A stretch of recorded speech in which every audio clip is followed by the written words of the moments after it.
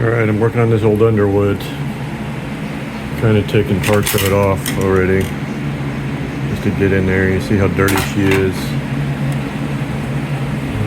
She was left in an attic or a garage or someplace where she got a lot of moisture and dust on her.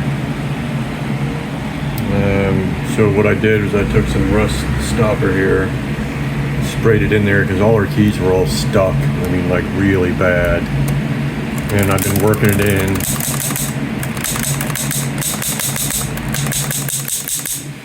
I got a lot of them moving now. I'm going to still have quite a few more to go through. But I'm kind of cheating. I've taken these foam sanding blocks and I've jammed it up underneath a plate that puts resistance on these things to kind of give a little bit extra back pressure on it. And I'm trying to not tear her down any farther than I have to. Because you always risk breaking something when you go down, when you take stuff apart. So if I can get her working, get her cleaned up, I have a happy customer. It'll make me happy. I know that. But I was gonna give up hope on her.